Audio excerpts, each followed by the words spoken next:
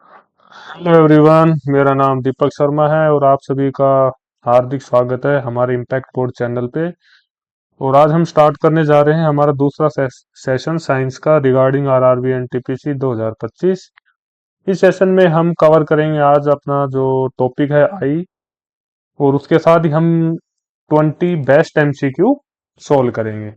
तो चलो हम स्टार्ट करते हैं बिना किसी देरी के। तो सबसे पहले तो हम देखेंगे अपना जो चैप्टर है आई, उसकी इमेज के बारे में थोड़ा सा पढ़ लेते हैं, क्योंकि उसकी इमेज कैसी होती है और उसमें क्या क्या बॉडी पार्ट होते हैं। तो सबसे पहले जो हमें दिख रहा है ये अपना जो आई है, और इसके कुछ पार्ट्स है। इसमें पहला पार्ट आपको दिख रहा है ये sclera, iris, cornea, प्यूपिल, lens, ciliary body या मसल्स बोल दो।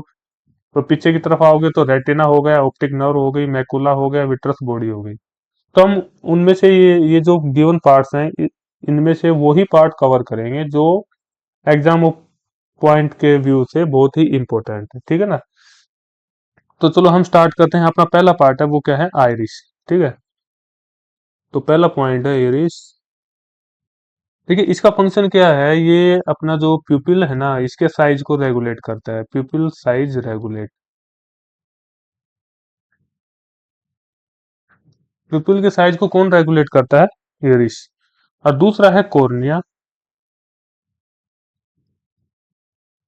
कॉर्निया क्या है, एक थिन मेम्ब्रेन है जिसके थ्रू क्या होती है, अपना फर्स्ट टाइम लाइट एंटर करती है। फर्स्ट टाइम लाइट एंटर्स, पहली बात जो अपने आंख के अंदर जो लाइट जाती है वो कॉर्निया के थ्रू जाती है। कॉर्निया क्या होती है, थिन मेम्ब्रेन होती है। तीसरा है आपका पॉइंट प्यूपिल।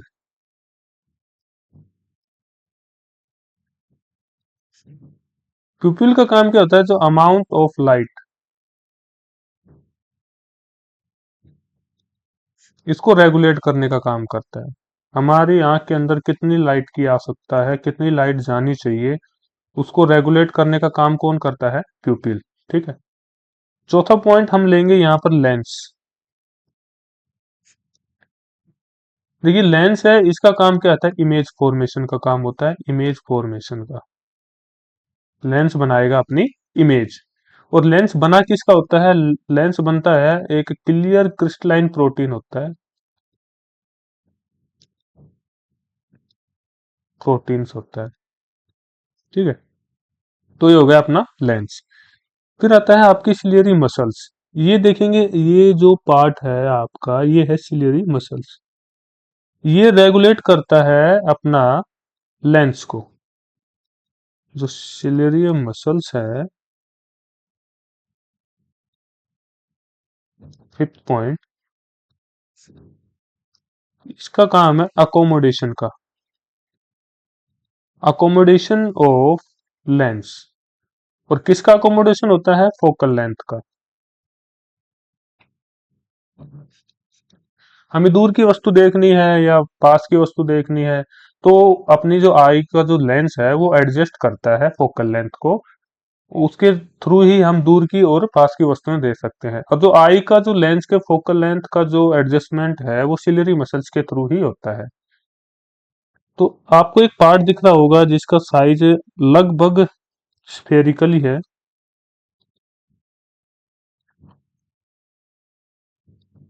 इसको बोलते हैं आई बॉल। ठीक है, ये आई बॉल है। इसका जो डायमीटर होता है, इसका जो डायमीटर होता है वो अप्रोक्सीमेट 2.3 सेंटीमीटर होता है। इसमें आपका प्यूपिल होता है और एक लेंस होता है, और इसको कंट्रोल कौन करता है, लेंस को, सिलियरी मसल्स। अब अगला पॉइंट है अपना रेटिना। रेटिना होता है अपना लाइट सेंसिटिव स्क्रीन।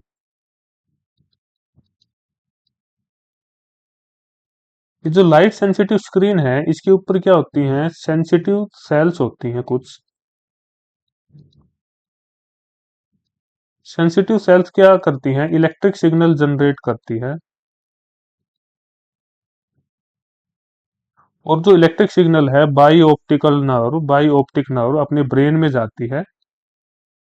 और ब्रेन क्या करता है, उस इमेज को प्रोसेस करता है। तो रेटिना क्या होता है? रेटिना एक लाइट सेंसिटिव स्क्रीन होती है जिसके ऊपर अपनी इमेज बनती है। और इमेज का जो नेचर क्या होता है, नेचर ऑफ इमेज, उस इमेज का नेचर होता है रियल एंड इन्वर्टेड। बाद में ये जो इन्वर्टेड है, इसको इरेक्ट करने का काम कौन करता है? अपना ब्रेन करता है। जैसे ही हमारी इमेज है वो रेटिना पे बनेगी, लाइट सेंसिटिव स्क्रीन, तो जो अपनी जो सेंसिटिव सेल हैं वो इलेक्ट्रिक सिग्नल जनरेट करके उस इमेज को बाई ऑप्टिकल नर्व अपनी ब्रेन में पहुंचा देती है, और ब्रेन उसको प्रोसेस करके एक रियल और इरेक्ट इमेज हमें प्रोवाइड कर देता है, रियल एंड इरेक्ट इमेज। ठीक है। तो ये अपने कुछ पार्ट्स हैं।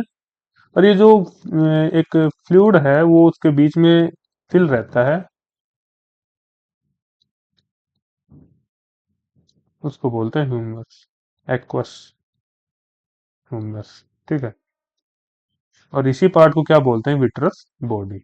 तो ये अपने कुछ पार्ट हैं, इरिश हो गया, कॉर्निया, प्यूपिल, लेंस, सिलियरी मसल्स हो गया, रेटिना, और ये ऑप्टिक नर्व। इसी के रिगार्डिंग एनटीपीसी हो या एसएससी हो, उसमें क्वेश्चन है इसी के रिगार्डिंग पूछे जाते हैं।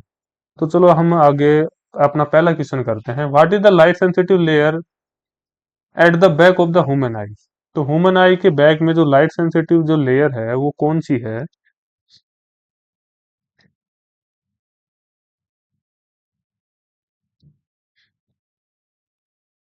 तो वो आ गई रेटिना। तो रेटिना पे क्या बनती है? इमेज बनती है। तो हम उसका पहला option A is the correct answer. Light enters the I through which transparent membrane? जो अपनी जो फर्स्ट टाइम जो लाइट है अपनी आई के अंदर प्रवेश करती है, तो सबसे पहले कहीं कहाँ से वो प्रवेश करती है? तो उसका आंसर आएगा कॉर्निया। कॉर्निया के थ्रू। जैसे अपनी आई की स्ट्रक्चर है, तो जो उसका आउटर पार्ट है ना, थिन मेम्ब्रेन आउटर पार्ट, उसे कॉर्निया बोलते हैं। फर्स्ट टाइम लाइट यहीं से जाती है। तो इसमें चार ऑप्शन में से कॉर्निया नहीं है, तो इसको काट के हम एक कॉर्निया ऑप्शन डाल देते हैं, और option A is the correct answer. Question number 3 देखेंगे। What is the function of iris in the human I? Human आई में जो इरिस का फंक्शन है वो क्या है? तो मैंने बताया था आपको कि इसका फंक्शन मेन है control the size of the प्यूपिल, प्यूपिल के साइज को कंट्रोल करना। तो option D is the right answer. The प्यूपिल in the I is responsible. प्यूपिल का काम क्या है? प्यूपिल का काम क्या है? Regulating the amount of light entry. हमें कितनी लाइट चाहिए हमारी आंख को, उसका काम कौन देखता है? प्यूपिल। तो option A is the correct answer. What is the diameter of the human eye ball in centimetre? तो जो आई बॉल का जो डायमीटर है वो बताया था मैंने, उसका है 2.3 सेंटीमीटर। तो इसका आंसर आएगा आपका 3। What is the primary function of the retina? Retina का प्राइमरी फंक्शन क्या है? तो रेटिना बताया था एक लाइट सेंसिटिव स्क्रीन होती है जिसपे इमेज बनती है, और वो जो स्क्रीन है उस पे सेंसिटिव सेल्स होती हैं जो कि इलेक्ट्रिक सिग्नल जनरेट करके इमेज को बाई ऑप्टिकल नर्व ब्रेन तक पहुंचाती है। ब्रेन उसको प्रोसेस करके आपको एक रियल और इरेक्ट इमेज प्रोवाइड करवा देता है। तो इसका काम क्या है? Contains light sensitive cells that generate electric signal. तो option B is the right answer. Question 7 देखेंगे। Which part of the eye forms an inverted real image on the retina? ठीक है। तो आई का कौन सा पार्ट है जो रियल और इन्वर्टेड इमेज बनाता है? तो आई लेंस आएगा ना, लेंस का काम ही इमेज बनाना होता है। ठीक है ना।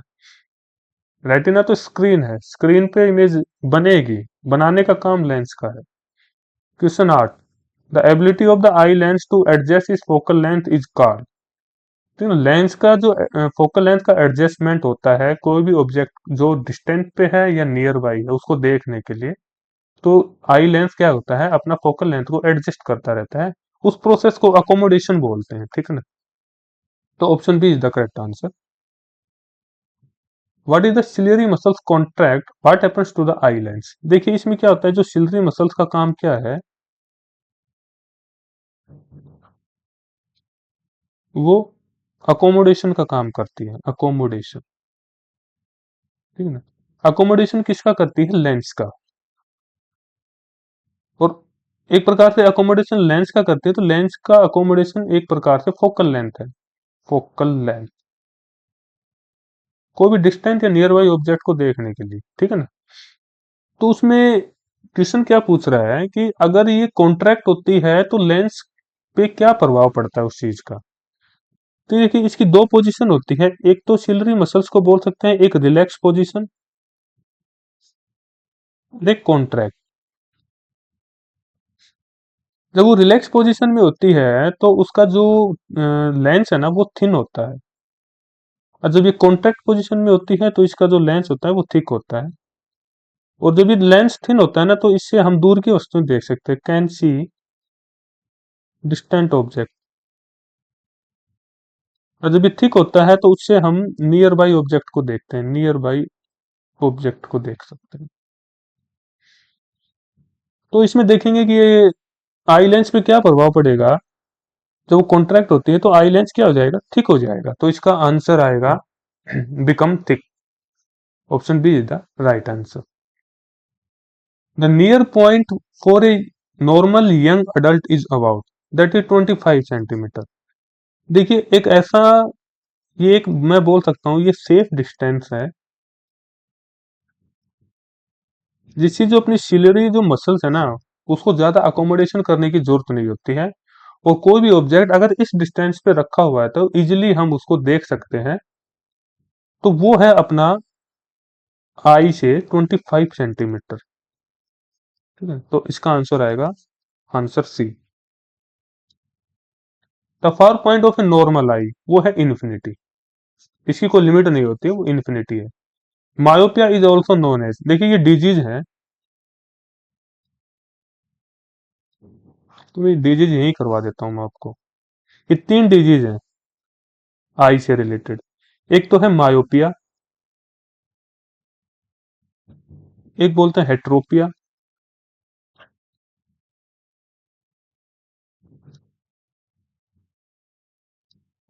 ये सॉरी हाइपरमेट्रोपिया। मायोपिया, हाइपरमेट्रोपिया, तीसरी डिजीज है आपकी प्रेस बायोपिया। देखिए जो मायोपिया डिजीज है उसको हम बोल सकते हैं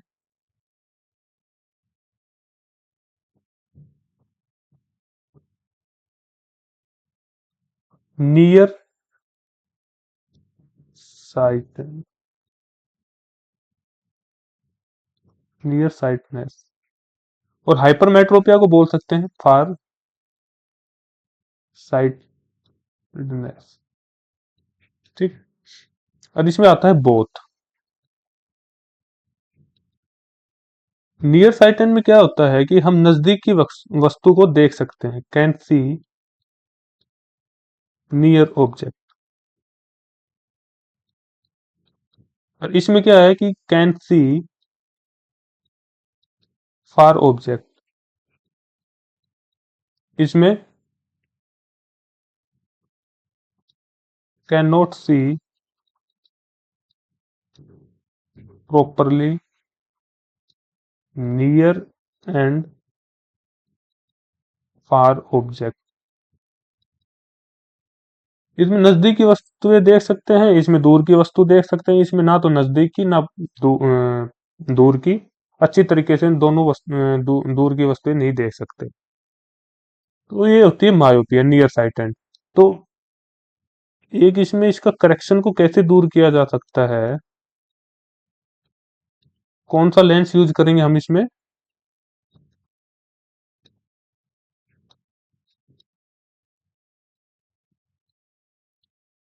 कॉनकेव लेंस। मायोपिया में हम अगर कॉनकेव लेंस यूज करेंगे तो इसके डिफेक्ट को दूर कर सकते हैं। अगर इसमें हम कॉन्वेक्स यूज करेंगे, कॉन्वेक्स लेंस, ये वाला लेंस यूज करेंगे तो इसके डिफेक्ट को दूर कर सकते हैं। और इसमें आता है बाईफोकल लेंस। बाईफोकल लेंस मतलब कुछ पार्ट रहेगा आपका कॉनकेव लेंस का और कुछ पार्ट रहेगा आपका कॉन्वेक्स का, मतलब half part, half concave plus half convex. ये आपकी टेबल हो गई। इस टेबल से हम ये इसके जितने भी क्वेश्चन है वो करने की कोशिश करेंगे। Myopia is also known as, myopia को क्या बोलते हैं, नियर साइटेड। तो option A is the correct answer. ठीक है। हाइपरमेट्रोपिया रेफर टू, तो हाइपरमेट्रोपिया मैंने बताया था, ये टेबल की तरफ चलेंगे हम तो देखेंगे हाइपरमेट्रोपिया फायर साइटेंट भी इसको बोल सकते हैं, जिसमें दूर की वस्तुएं देख सकते हैं। तो इसमें आएगा फार साइट। अब आता है प्रेस बायोपिया। प्रेस बायोपिया किसके कारण होता है? देखिए, प्रेस बायोपिया, इसका एक मेन रीजन इस डिफेक्ट का क्या है कि जो अपनी सिलरी मसल्स होती है ना, सिलियरी मसल्स, उसका अकोमोडेशन है ना,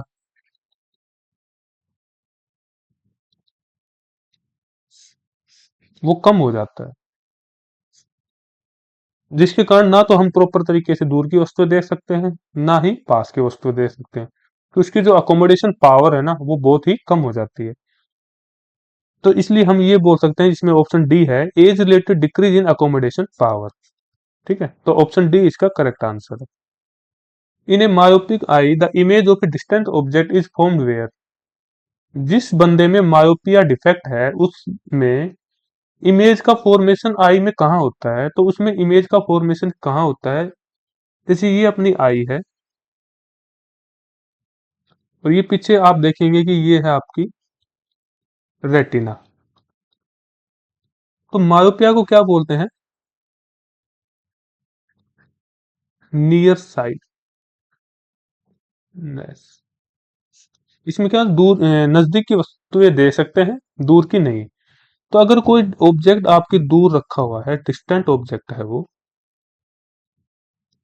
तो उसकी इमेज रेटिना में आई में कहाँ बनेगी? तो उसकी इमेज आई में बनेगी आपकी in front, in front of retina. तो मायोपिक आई में इमेज है वो रेटिना के आगे बनती है, तो इसका ऑप्शन हो जाएगा ए।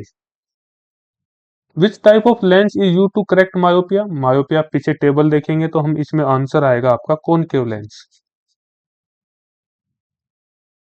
इन hypermetropia the image of a near by object is form. तो हाइपरमेट्रोपिया को क्या बोलते हैं? फार साइटेंट।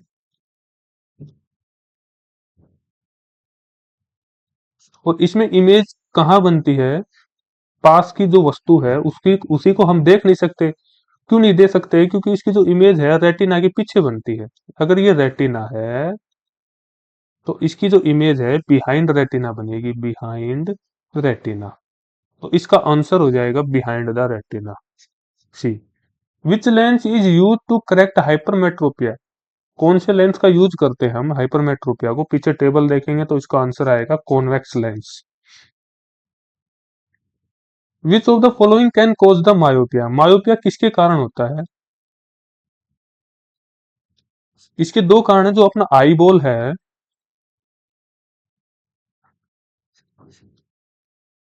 आई बॉल का शॉर्ट होना, शॉर्टनिंग ऑफ आई बॉल,